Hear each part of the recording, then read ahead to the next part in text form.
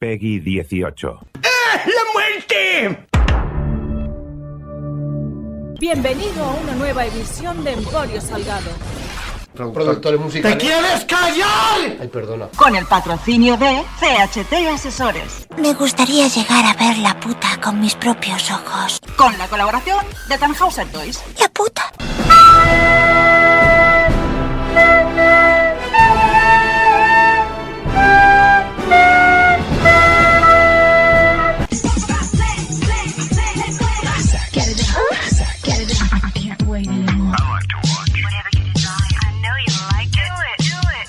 We do it all night long. Hola, ¿qué tal?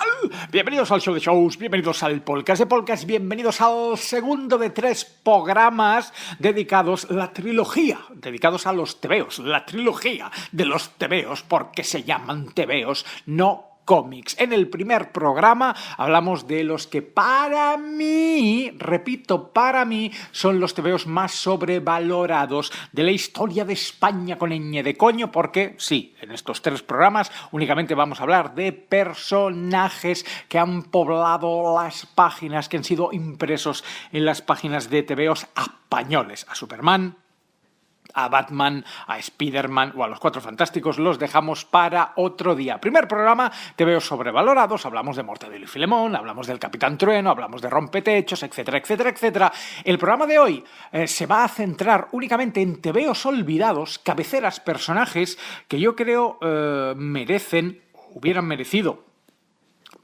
Hablo de gente de mi generación, porque los chavales de hoy en día es que ya no leen, por no leen ni la etiqueta del champú, personajes que, insisto, yo creo que se merecían fama parecida a la de Mortadelo y Filemón o Zipizape, pero mira, se quedaron en secundarios o terciarios y finalmente quedará un tercer programa que yo voy a grabar dentro de unos minutos y he dicho es tú, que es un personaje de Big Bang Theory, y tú escucharéis, pues no sé, la semana que viene o algo parecido, y que dedicaremos exclusivamente a la figura de Super López, pero para eso aún te tienes que esperar tú y me tengo que esperar yo.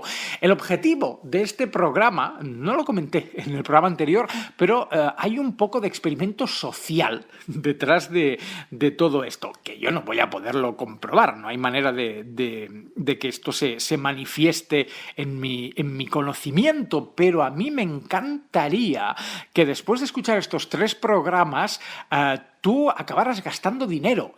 Dinero, al final, tebeos españoles los puedes sacar por un euro, o directamente 1 euro, 2 euros, céntimos, en cualquier mercadillo de baratillo de domingo.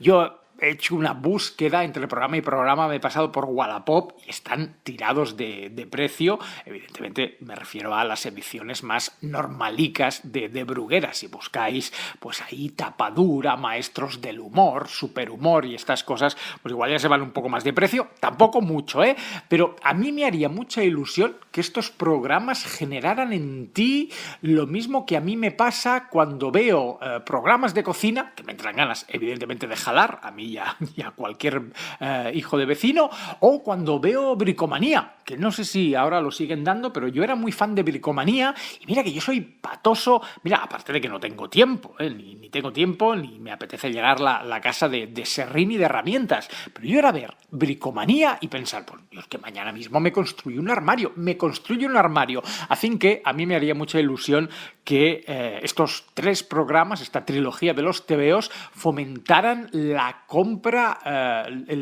la arqueología, el rescatar viejos tebeos de la forma que tú quieras, como si quieres ir, no sé, al Corte Inglés y robarlos. No, hombre, no, eso no, que luego el paquete va a ser para mí de está el Salgado fomentando el robo en el Corte Inglés. Además, en el Corte Inglés creo que tebeos nunca han vendido, bueno, antiguamente el Corte Inglés, al menos el de Diagonal, tenía un kiosco bastante surtido, pero más de revistas que otra cosa. Y a día de hoy, a lo mejor en la planta de discos y de películas, que ni venden discos ni venden películas, igual tienen algún tomo de la Marvel, alguna cosa así de que les ha sobrado de stock del día del libro o alguna campaña del día del orgullo friki, pero tú ahora te vas al Corte Inglés de cualquier ciudad de España intentas comprarte un mortadelo y debe ser misión imposible, ¿no? Lo siguiente. Pero venga, no perdamos más el tiempo, como siempre. Si estás escuchando el programa en iVoox, por favor, dale un like al programa de hoy, al de ayer, al de mañana. Siempre que tú escuches Emporio Salgado, dale al like.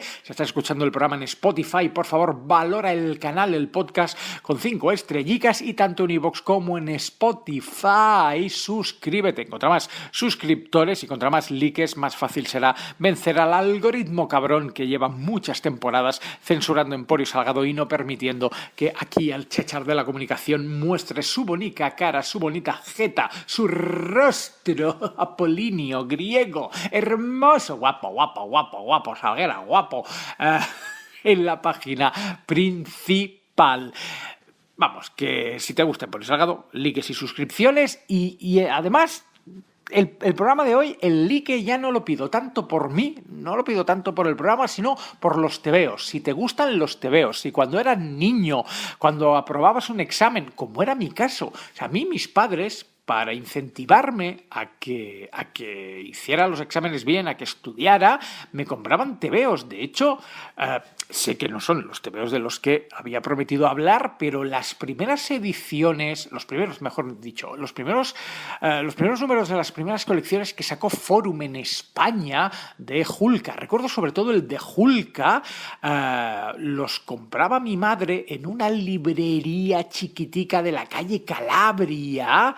Además, yo llegué a vivir, muchos años después, llegué a vivir en ese edificio. La vida da unas vueltas horrorosas. Y mi madre me compraba tebeos de 25 pesetas, en plan, ¿de qué? ¿Has aprobado? Venga, tebeo. Evidentemente tenías que demostrar, ¿no?, de la nota mama, y pues caía un tebeo. Y bueno, pues de las pocas buenas rachas que yo he tenido de exámenes aprobados coincidieron, insisto, con el lanzamiento de Comics Forum en España. Hablando de Comics Forum, y me desvío una última vez, si os interesa, espérate, voy a buscar el nombre, porque hará como 4 o 5 años salió un libro que lo publicó Ediciones Dolmen, que explicaba el origen, no directamente de Ediciones Forum. Bueno, era un libro escrito por Antonio Martín, que Antonio Martín fue pues el editor en los años gloriosos de espérate, Antonio Martín, y si pongo Ediciones Dolmen, Antonio Martín, que luego fue el gran enemigo de Cels Piñol. Antonio Martín, ¿dónde estará su libro? Aquí lo tengo, Desde la penumbra. Es un libro acojonante que yo me quité de encima y aún no sé por qué. Lo leí y al poco de leerlo lo llevé a un reread, a una de estas librerías que te compran los libros a 5 pesetas. El libro, bueno, en este caso creo que te dan 50 céntimos o 25 céntimos de euro por libro. O sea, una miseria, pero mira, entre mudanzas y mudanzas es una buena manera de quitarse las cosicas de encima. Pues Desde la penumbra, si os interesa saber cómo se fundó Comics Forum, cómo compraban los derechos a la Marvel, o cómo llegaron a comprar los derechos de Dragon Ball de Akira Toriyama a Japón, el libro de Desde la penumbra de Antonio Martín es muy recomendable, porque hay mucha gente que... Yo sigo a Antonio Martín en Facebook, bueno, lo puede seguir cualquiera, tiene la cuenta abierta, tampoco publica mucho, es un señor mayor que no creo que sea muy dicho en redes sociales, aparte que tiene fama de bastante gruñón y bastante antipático, no lo sé, no lo conozco, lo he leído 1000 veces, pero personalmente igual nos hemos cruzado en algún salón del cómic y yo no le he puesto cara. Pues mucha gente le reclama de Antonio Martín, ¿por qué no escribes tu historia de tus anécdotas de Comic Forum? Y yo siempre que leo a esta gente pienso, pero ya lo hizo. Publicó desde la penumbra, que la idea no era hablar de Comics Forum, la idea era pues hacer una especie de tesis sobre una editorial, ¿cómo se llamaba? Desde Eclipse Comics, y cómo llegaron estos tebeos a publicarse en España. Pero el tío se extiende tanto que termina hablando de Forum, termina hablando de Son Goku. Entonces el libro ya está escrito, que podría hacer otra reversión extendiéndose en algunos momentos dados que algún fricazo quiere saber. El libro ya lo tienes, lo publicó Dolmen y está disponible, al menos en la página de Dolmen lo siguen vendiendo, te lo envían a tu casa. Dolmen no patrocina Emporio Salgado. Venga, vamos a hablar de tebeos olvidados, Forgotten tebeos. Bueno, de hecho, hay una de las librerías, mira, no lo había pensado, una de las librerías más famosas de cómics de Nueva York, y creo que tienen diferentes sucursales por Estados Unidos, es Forgotten World, el planeta olvidado, el planeta olvidado, mundos perdidos, mundos desconocidos. No, inconsciente, al final el inconsciente manda. Cuando redacté el programa de hoy puse lo de tebeos olvidados y seguramente la chispa venía de esta tienda, de Forgotten World, donde yo hace muchos años tuve una discusión. Bueno, tuve una conversación, tuve una charla con uno de los dependientes, que el tío evidentemente se dio cuenta que yo no era de Manhattan, y el tío me preguntó, ¿pero tú de dónde eres? Y yo le dije, de España, y el tío me dijo, al final fue la típica conversación de Barcelona o Madrid, y yo le decía, no, Madrid mejor que Barcelona. Y el tío no de fútbol, de ciudades, y el tío me decía, no, Barcelona mejor que Madrid. Y yo le decía, pero tú qué sabrás, gilipollas, que no has salido de Manhattan, no has salido de Nueva York en tu puta vida. Yo sí que he estado y me gusta más, si te digo que me gusta más Madrid que Barcelona, por algo será. Y el tío, no, Spain, Barcelona better than Madrid. Y yo, anda, te den por culo, cóbrame el tebeo. Venga, vamos a hablar de tebeos olvidados. He querido hacer dos accessits muy rápidos.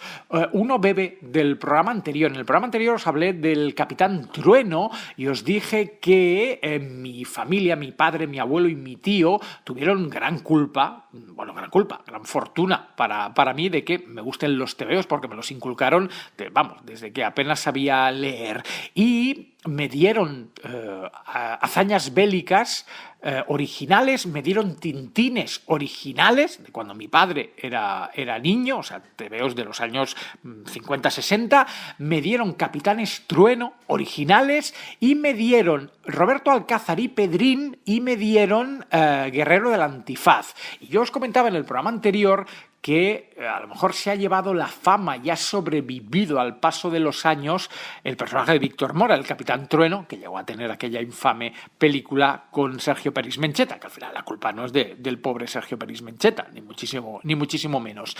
Y no quería dejar de hacer mención al Guerrero del Antifaz, que luego, muchos años después, Cels Piñol publicó un tebeo que se llamaba El Guerrero del Antifán.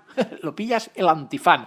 A mí el Guerrero del Antifaz, que sí, si lo miras ahora, es fascista, es retrógrado, es un señor, un español castigando a los moros. Pero bueno, creo que el Capitán Trueno tampoco estaba muy lejos de eso. Y Roberto Alcázar y Pedrín, al final eran dos policías, dos grises franquistas que le pegaban a hombres, a mujeres, a cualquiera que pasara por debajo de la luz de una farola de noche. Roberto Alcázar y Pedrín le pegaban dos hostias.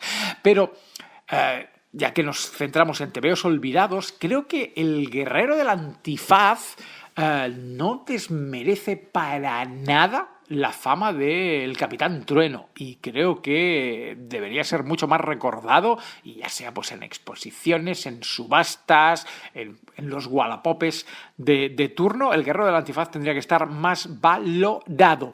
Y otra cosa, luego hablaremos de personajes de Ibáñez. Hay un momento de los tebeos españoles, de la historia de la historia de España suena como muy grandilocuente, pero hay un momento donde Bruguera colapsa deja de pagar a sus autores, les debe mucho dinero, no les cede los royalties, no les cede a sus personajes y la mayoría deciden irse, por no decir que el grueso de los autores de Bruguera, entre ellos Ibáñez y Escobar, deciden marcharse. Pero claro, se van a Grijalbo, que era otra editorial no tan famosa como Bruguera, pero que los acoge y durante un tiempo publica las obras de estos señores. Ya os comenté en el programa anterior que Ibáñez hizo una versión de 13 Rue del Percebe que se llamaba Rebollínez Street, que era lo mismo, pero con otros personajes. Y Escobar, como no podía hacer... Yo adoro a Escobar. Además, Escobar, que murió hace un montón de años. Ibáñez nos dejó hace poco. Escobar lleva ya décadas enterradico, pobrecito mío. Y Escobar, claro, no tenía los derechos para hacer a Zipizape. No sé si es que no le apetecía crear personajes nuevos. Y el tío, pues al final, por orgullo de los personajes son míos y los voy a seguir haciendo. Y creó unos clones. Esto mucha gente no lo sabe, pero hubo unos clones, así como Ibáñez decidió no continuar, o sea, no clonar, mejor dicho, a Mortadelo y Filemón. Lo de Rebollínez Street sí, lo de Mortadelo y Filemón, ahí no hubo clonación, pero Escobar sí dijo, voy a hacer unos clones de Zipizape y los llamó Terre y Moto. ¿Lo pillas? Zipi y Zape, Terre y Moto, que era lo mismo, dos niños que la lían parda y físicamente son Zipi y Zape. O sea, no hay ningún tipo de duda. De hecho, no sé si Bruguera llegó a tomar acciones legales, pero podría haber montado un pollo considerable en el juzgado, los juzgados de Barcelona. Terre y Moto salió en muy poquitos números, porque a los pocos meses ya aparece en escena el Grupo Z, Ediciones B, y ahí ya se vuelven a publicar y se vuelven a imprimir Zipizape, Mortadelo y Filemón, todos los personajes famosos.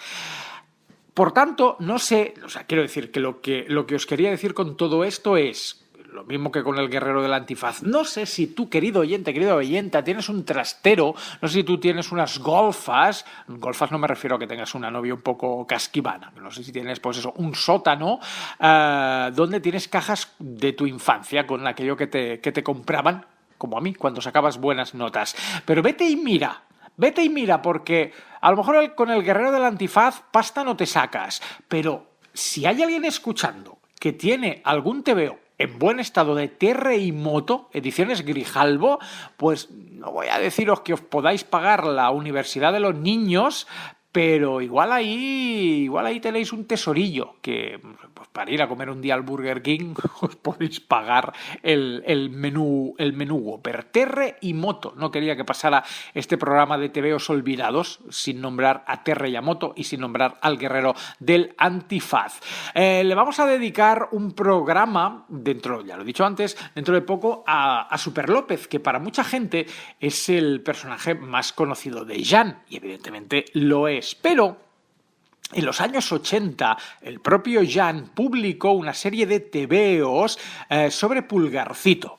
Un Pulgarcito diferente al de los cuentos infantiles que nos contaban nuestros abuelos y nuestros padres, pero cogiendo ese imaginario y pues también niño que vive aventuras, que tiene un padre estrafalario y unos amigos pues que siempre que aparecen suceden cosas. Jan creó el universo de Pulgarcito y también creo que es muy, muy destacable y muy reseñable porque dibujado, o sea, si os parece, si creéis que Super López está bien dibujado, yo os animo a que busquéis la obra de Jan, la obra de Pulgarcito. El padre de Pulgarcito me parece de una excelencia, de una maestría a la hora de dibujar excelente. Eran aventuras un poco psicodélicas, un poco Losing the Sky with Diamonds, pero aparte de Super López, a mí me encanta y siempre que voy al mercado de San Antonio tienen algún Pulgarcito. Nunca he caído en la tentación, pero el día menos pensado sucederá y me llevaré un par de Pulgarcitos a mi casa. De hecho, ahora no recuerdo qué editorial sacó Pulgar, o sea, hizo una recopilación de Pulgarcito en un salón del cómic de hará 4 o 5 años. Volvieron a reeditar Pulgarcito, bueno, seguramente sería Ediciones B, pero, o sea, el Grupo Z. Pero a mí, o sea, no me lo compré, primero porque era tamaño álbum muy grande, de esto que te jode la estantería, o sea, tipo mesita de café, y a mí lo que me apetecía, por eso me lo compraré algún día en el mercado de San Antonio, es tener la edición original, que iba, pues te iba un Pulgarcito, te iban otros personajes, te venía una editorial, te venía un sorteo, te venía una publicidad, que era eso lo que además le daba un poquito más de entidad y un poquito más de personalidad, que tenías las aventuras psicodélicas de Super López, y de regalo un anuncio de nocilla. Y eso, pues lo que sacó Ediciones B no contenía la edición original. Y creo que si hay alguien escuchando, que lo dudo, que sea editor de TVOs, si vais a publicar cosas antiguas, como por ejemplo ahora ha hecho Dolmen hace poco con Dragonfall, no está de más, pues eso, meter las publicidades, los banners, los anuncios del año en el que fueron publicados. Ya que vuelves a comprártelo, porque normalmente la gente que se compra las reediciones ya tiene las originales, los coleccionistas son así, pues no sé, ya que te lo cúrratelo un poquito más. Pulgarcito, hay que reivindicarlo, de Jan y de Ibáñez. Hoy vamos a hablar bastante de Ibáñez y vamos a hablar bastante de Escobar. Diseñó Ibáñez, perdón, no Escobar, a Tete Cohete. Claro, tú dirás, ¿Tete Cohete? Creo que habrá muy poca gente que haya leído a Tete Cohete, pero para mí era uno de mis personajes favoritos. Bueno, todo lo que vamos a comentar hoy eran mis personajes más, después de Zipizape, lo que más me gustaba. Espérate, voy a hacer un Google Tete Cohete te veo, a ver qué me sale. Sí, personaje de ficción. Mira, Tete Cohete es un personaje de historietas español del dibujante Francisco Ibáñez. Apareció por primera vez en 1981 en una historieta de Mortadelo y Filemón llamada Tete Cohete, y más tarde fue publicado en la revista Pulgarcito, la que os comentaba yo antes. Tete Cohete apareció en el 81 y se dejó de publicar en el 86. O sea, solo hay poquísimos años, hay 4 años y medio de 5 añicos rascaos de TVOs de Tete Cohete. Y hostia, yo, mira, os lo leo, sí, o sea, apareció por primera vez en Mortadelo y en 1982 ya aparece publicado dentro de Pulgarcito en formato de bolsillo enfocado al público infantil. Pues no estoy de acuerdo.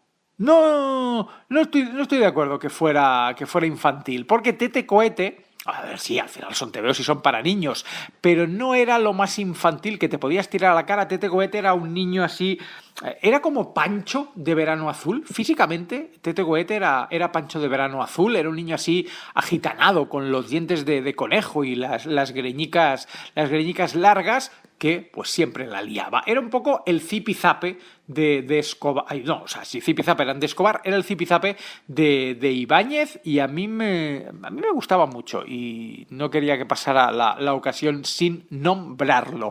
Y siguiendo con Ibáñez, a ver si lo pongo por aquí, cuando sucede lo de Grijalbo y se van o sea, cuando se dejan Bruguera y se van a Grijalbo, perdón que estoy súper disperso porque estoy tecleando cosas a la vez que hablo, y eso no debería ser así, como no quiere clonar a Mortadelo y Filemón, crea unos personajes nuevos que son Chicha, Tato y Clodoveo, de profesión sin empleo. Que son 2 chicos, el alto un poco así pelopolla, el bajito con gafitas y la muchacha, que es Chicha.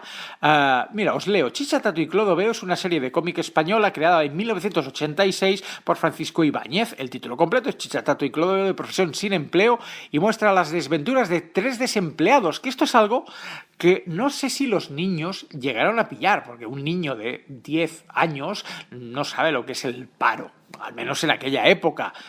A lo mejor sí, si tu familia estaba pasando un momento apurado, pues te sonaba, pero Chicha, Tato y Clodoveo de profesión sin empleo, no sé cuánto niño lo pillaría. Según pone aquí, fue publicado por Grijalbo, luego reeditado por Ediciones B, y también salió publicado en Alemania, porque sí, esto es cierto, muchos, especialmente Mortadelo y Filemón, muchos de los personajes de TVOs españoles conquistaron el resto de Europa, principalmente Mortadelo. No sabía yo que también en Alemania habían podido disfrutar a Chichatato y Clodoveo. Este sí que os lo recomiendo. No hay un orden, siempre digo lo mismo, lo dije en el programa anterior, al final no hay un orden. O sea, a mí me gusta tanto Pulgarcito como Tete Cohete, como Chichatato y Clodoveo. Yo con como todo el coño, Chichatato y Clodoveo, yo llegué a disfrutar muchísimo y estoy seguro, el número 1 sigue estando en casa de mi padre y recuerdo reírme. Todo lo que os comenté en el programa anterior, que no me he reído con Mortadelo y Filemón jamás, pues con Chichatato y Clodoveo yo me he reído mucho. El siguiente personaje es iba a decir yo el Botones Sacarino, no, del Botones Sacarino os hablé mal en el programa anterior. Quiero hablar de Benito Boniato, estudiante de bachillerato, a ver si lo digo correcto, de bachillerato,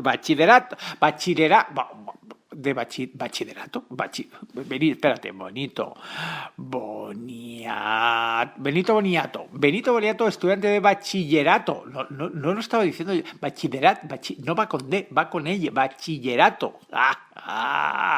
Benito Boniato, estudiante de bachillerato, fue una serie de historietas creada por Fresno, que Fresno no es una persona. Ahora tú dirás, me gusta Jan sí es una persona, me gusta Ibáñez era una persona, Fresno no. Fresno eran dos personas, era un dueto de dibujantes y guionistas que crearon otros personajes, pero hoy hemos venido a hablar de Benito Boniato, estudiante de bachillerato, con la L, Salgueras, con la L, doble L, la L.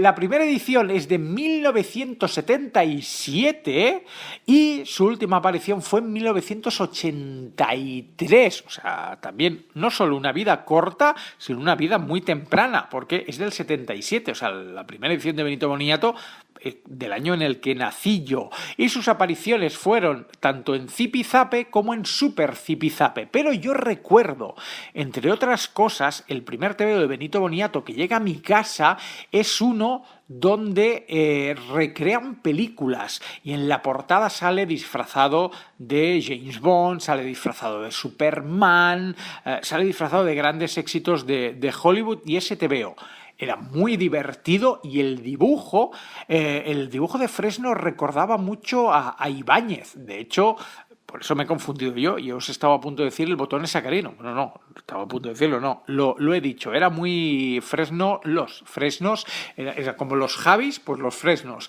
Eran muy Ibáñez, muy deudores del estilo de Ibáñez.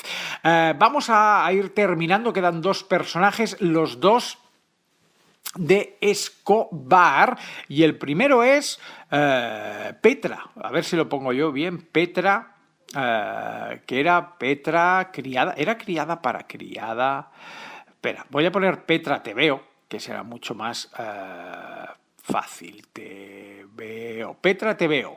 Aquí está Petra criada para todo. Mira, estaba yo en lo cierto. Y aquí vais a flipar. Petra criada para todo es una serie de TVOs españoles creados por Escobar en 1954. Ojo, ojo. De hecho, la Wikipedia me linka con Rigoberto Picaporte, solterón de mucho porte, Blasa, portera de su casa, y los señores de Alcorcón y el holgazán de Pepón.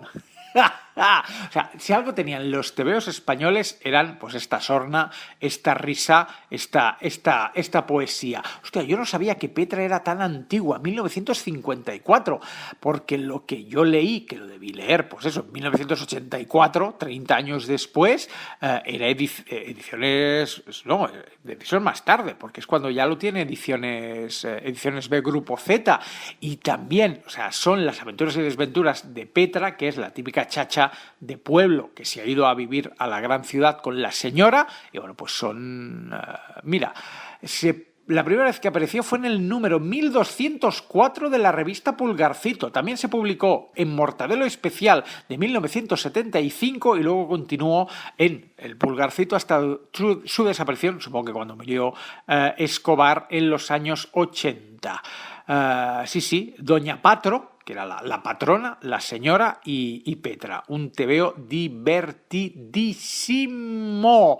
Según pone en Wikipedia, según el autor, el personaje está inspirado en una tal María que conoció cuando Escobar trabajaba en la oficina de telégrafos de Granollers.